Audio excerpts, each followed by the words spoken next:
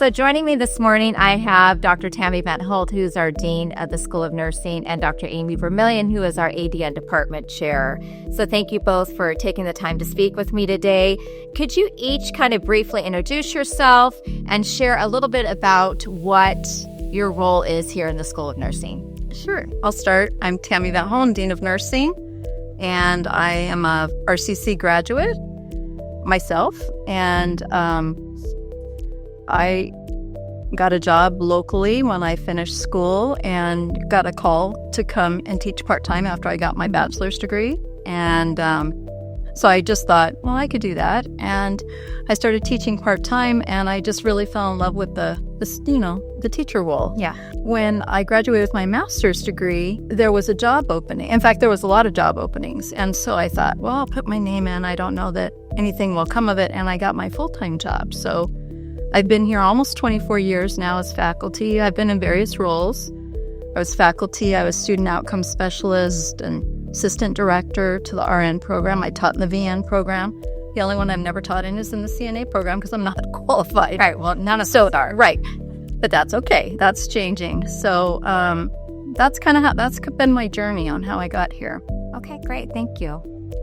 Well, I'm also a proud graduate of RCC's program, and after getting my bachelor's degree in 2000, I also became part-time faculty and did that for about 6 years in the School of Nursing. I was working on my master's at that time and became a family nurse practitioner, and I transitioned to a full-time role in 2006. I was faculty in nursing. It was Nursing 1 and Nursing 3 at that time now, which would be the equivalent of Nursing 11 and 21. I also taught in the VN program and continue to teach in the VN program during the summer session. I became what was originally known as the Nursing Education Resource Specialist that transitioned to the Director of Simulation and Learning Labs, and I did that for about 12 years and recently just transitioned to Department Chair of the ADN program and Assistant Director. Okay, great. Thank you. I think I was just going to interrupt. Yeah. But I think that's one of the best things that I liked about the teaching role, and especially at RCC.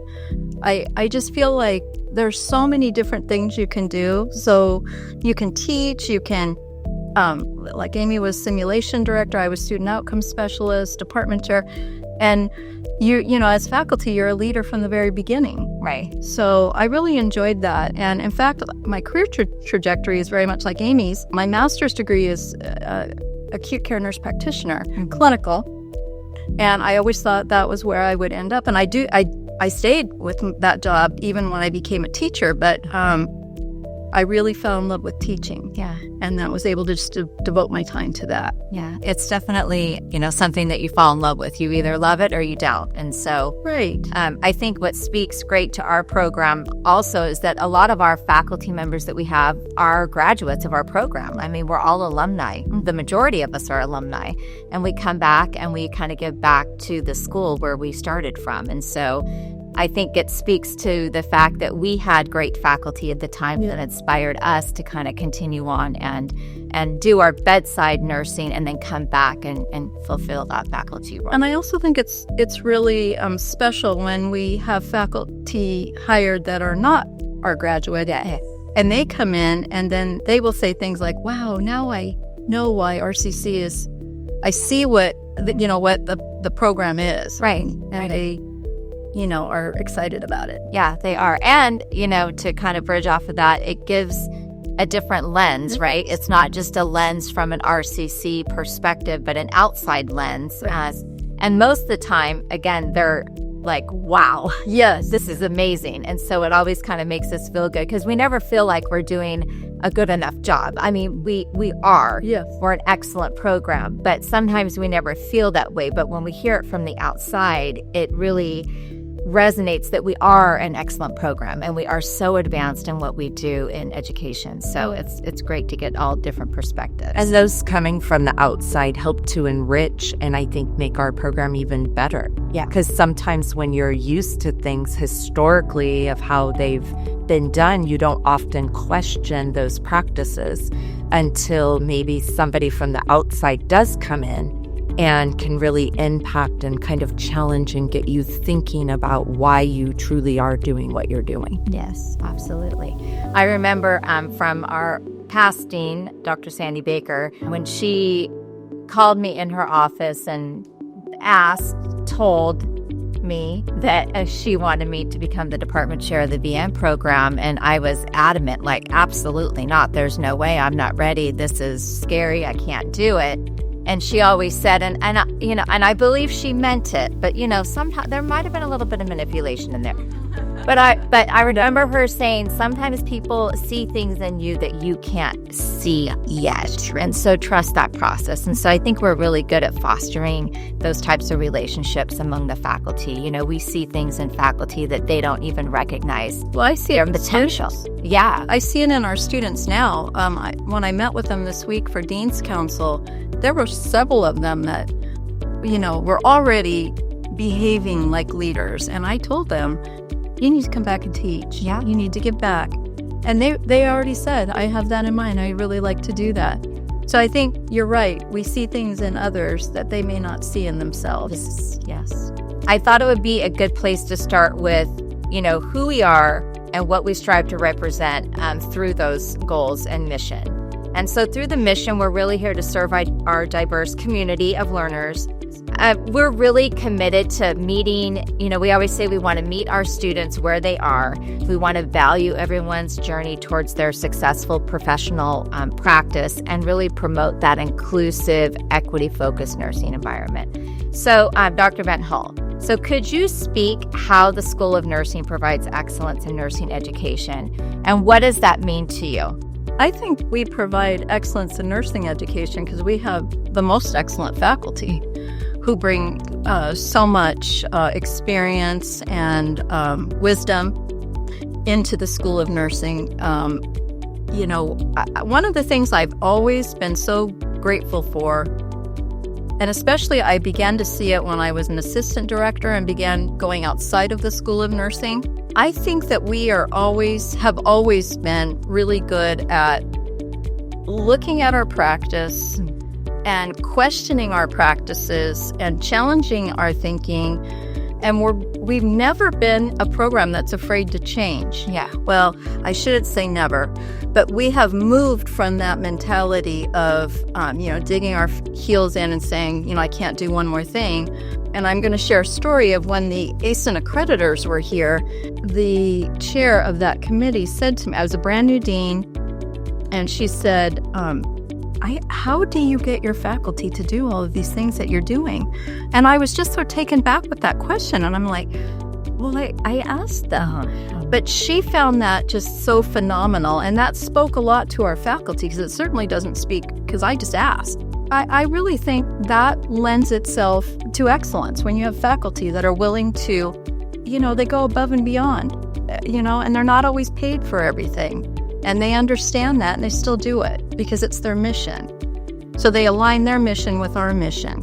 When I'm speaking about our faculty, we have faculty that are so highly educated comparatively, and even for universities. Right. The majority of our faculty are either already earned their doctoral degree or they're working on it.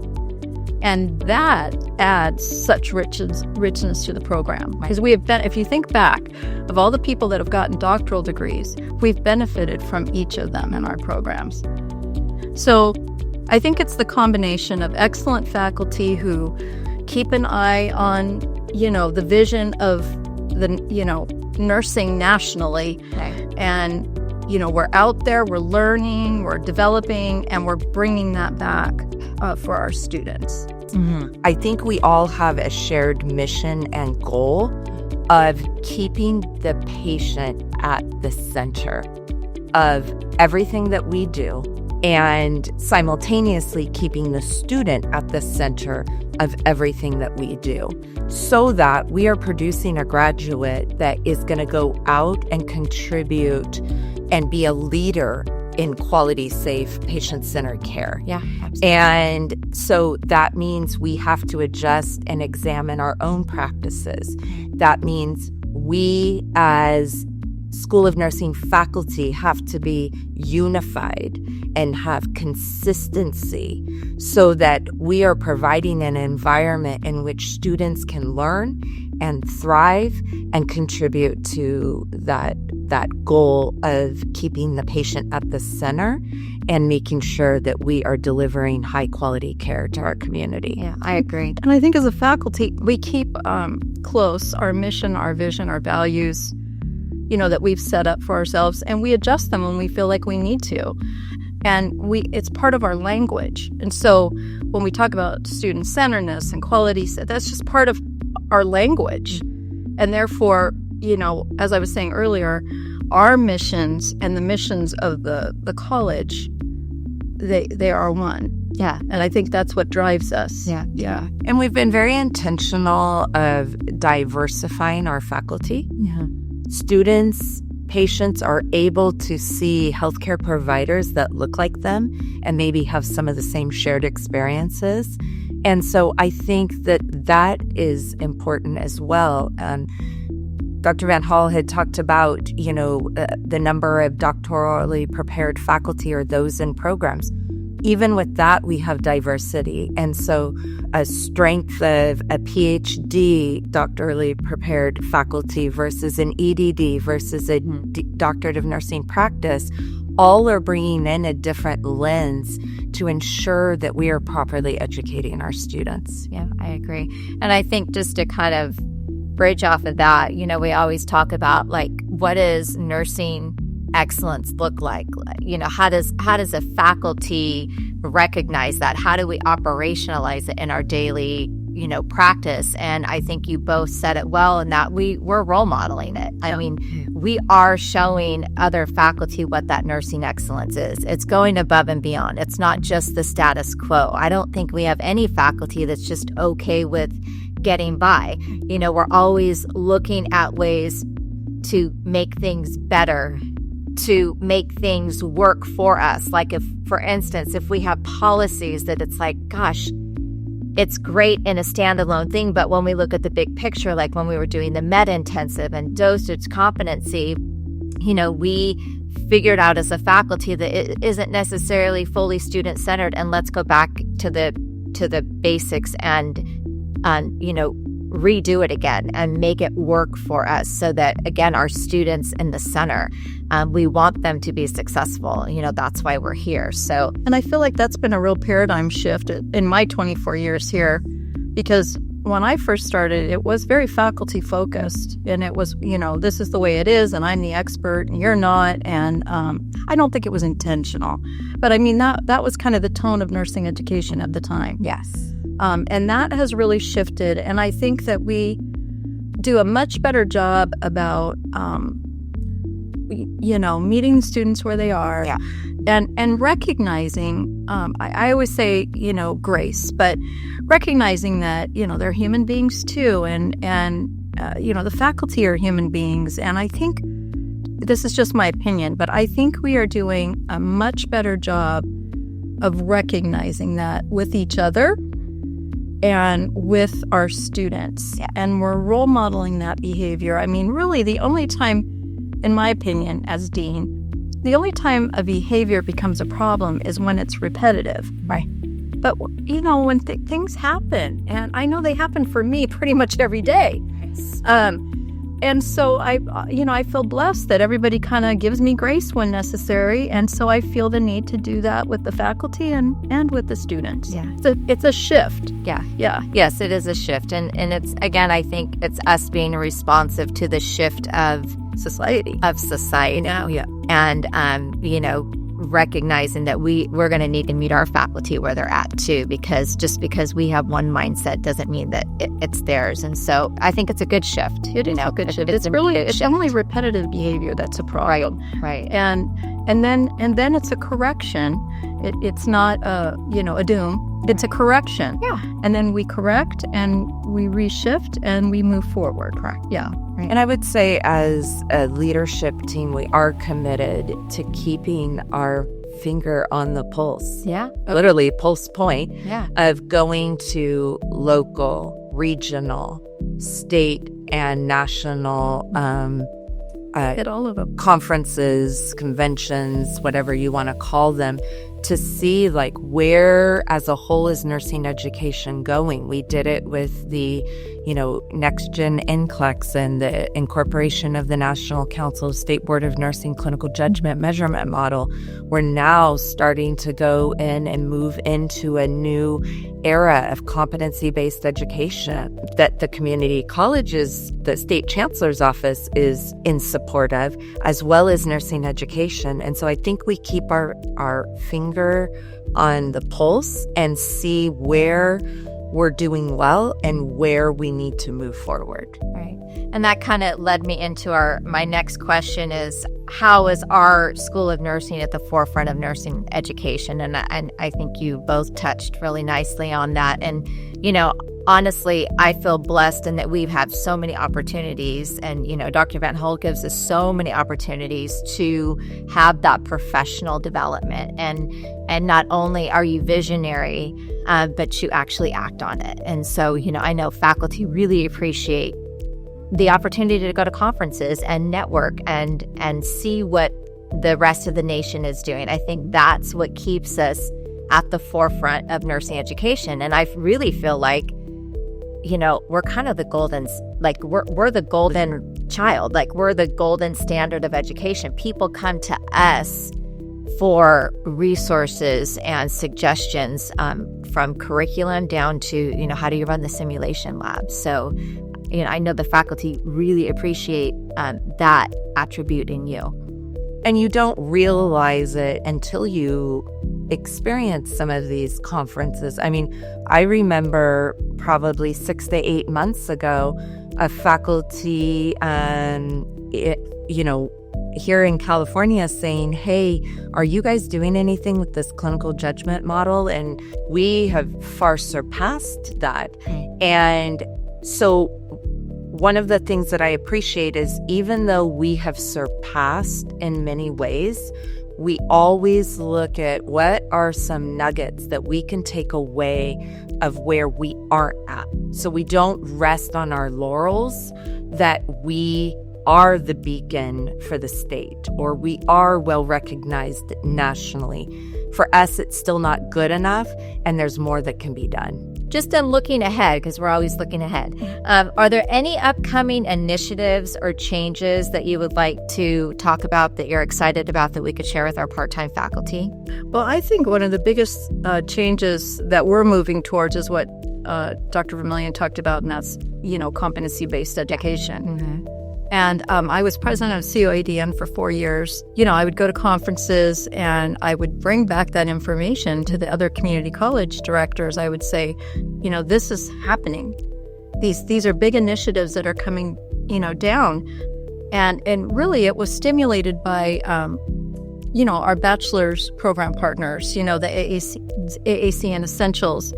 And they have been busy working on how to incorporate competency-based experiences. So, we would someday like to be able to offer a bachelor's program in nursing. So I always keep my eye on what are they doing. And not only that, but with our concurrent enrollment program, our students need to understand all of that. Yes. So to me, that's the next hot ticket. Yes. And now we may not be able to take it to its full extent, which is where our student could, basically test out of a course at the beginning of the course. I'm not saying no, because I don't say no. But that I don't think we're there yet. Yeah. Maybe that's the way to approach it. But I think it is coming, and I think we're already ahead of the game. Yes, I agree. Or at least we've started. Yeah. And we're we had a conversation with a faculty member yesterday. I think this is where some of our best ideas come from. Just sitting in someone's office and just talking. Yes. Yeah. And we share. And we just got on a conversation yesterday. And when I drove home last night, I was just so excited. Yeah. I thought that is so innovative and exciting. And it was about, one of the things, and I don't take it personal when I'm told that, since you became dean, your department's less efficient. And I said, well, we're less efficient on paper, but we're more efficient in other ways. Right. And some of that is due to our labs, the way we've structured our labs for accreditation and things like that. It's a challenge with, while the student may only take an hour to do something in front of a faculty member, the faculty I have to pay for 12 hours, or whatever. Right. So we were just kind of throwing out yesterday, how can we move towards competency-based, but with that, you got to watch your student, right? You got to make sure they're competent. Right. So we were talking about, well, why can't they film themselves? Well, they've got iPads. They could do it 100 times. Yeah. And then they upload their best one. They have a peer watch the video first. They both do the checkoff list that verify that it was done perfectly. And then the faculty could just take that moment, and I'm not paying them to do that. Do you see what I mean? They're on their regular time. Yeah. Yeah. They could even do it from home. Yes. They could do it from anywhere in the car, whatever, on vacation. It doesn't matter. I just thought that was really an outstanding idea, and I think we are going to explore that. Yeah. Oh, that's great. And that's what I love. It's just we're able to kind of throw ideas around, and some are good, some are great, some are let's think about it. But we're always moving towards the next thing in nursing education. Just don't tell me can't. Right. I don't like that word because, and Wendy Darris, who is our regional health person, she goes, every time I call you, you always say yes. And I do. I say yes, and then we got to think about it, So I do appreciate that in the, in the leaders surrounding me, that I tend to be a bit more visionary rather than implementation based. I can see it. I just don't know how to get to it. But that's okay. If we could sit down and have a conversation, right, we can work as a team. Right. Yeah. And we trial and error it. It's okay. And that's right. And that's the other thing I want to say is we don't have to be perfect. To me, perfect gets in the way of great, right? It's good, but it's not great. And so we have to acknowledge we don't need to be perfect. Right. We can try it, and we could tell the students, we're trialing this. Yeah. And then we like it or we don't, and we move on from there. Right. Yeah. And I think we, as faculty, because of your leadership, there's all this literature and information on not being fearful of failure, right?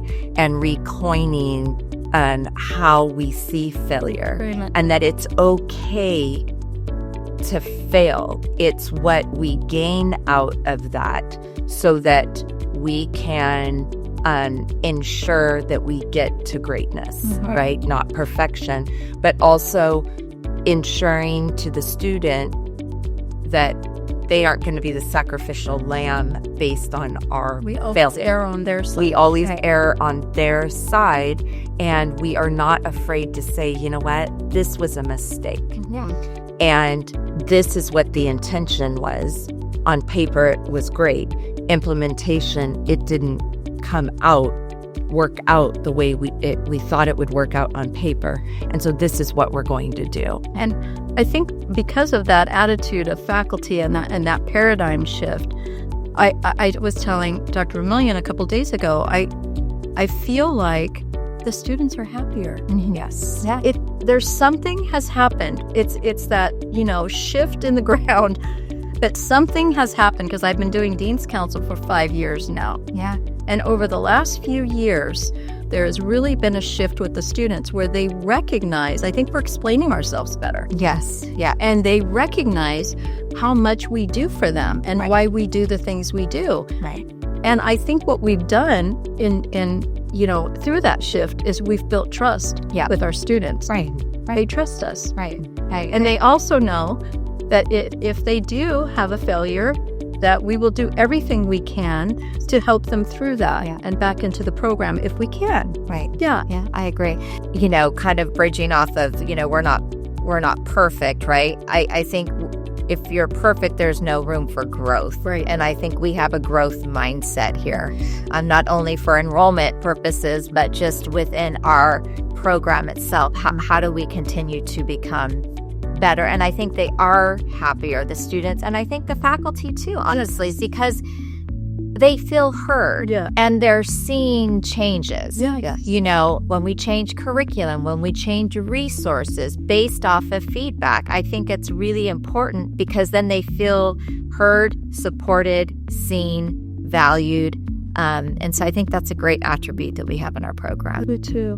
It's made a difference. Yes, it has. Okay, and so just to kind of wrap it up, our final question, what do you feel are some of the current challenges and opportunities that are facing nursing education, and how can we address them in the forefront in the School of Nursing? Well, you know, statewide and nationally, there's such a huge faculty shortage. And, you know, we really haven't, knock on wood, experienced that. And in fact, what I see is people are drawn to our program. They want to be here. Yeah. And that's really helped. Like, there was a school up north, and she had a faculty position on the books for 6 years without one person applying. Oh, wow. And in our last recruitment, we had 27 applicants. So I feel very blessed by that. But I also think it's because, you know, our faculty role model that, and people want to be a part of something great. Yeah. You know, they just want to be a part of it. And I do think we've, as you mentioned before, professional development is super important to me for my own. It's like what brings me joy. And so I want that for all of you. Also, I think we've invested a lot of time and resource into mentoring. Yeah. Yes. Each other. And I think that's really important that the faculty know there are people supporting them. Right. Yeah, I agree. Okay, so great. Thank you so much. Thank you both for joining me today. As for our listeners, our part-time faculty, I hope this kind of gave you a little bit of an insight of who we are at RCC School of Nursing and how we really live out our vision and our goals by empowering and supporting our students and also all of our faculty. So let's continue to listen to the pulse of our profession and strive for that excellence in nursing education. Please join me next time for our next podcast, where we're going to kind of explore the different teaching opportunities and the learning lab and the simulation lab. And I'm going to have Dr. Dominguez on with us as the director of simulation. Thank you so much and have a great day.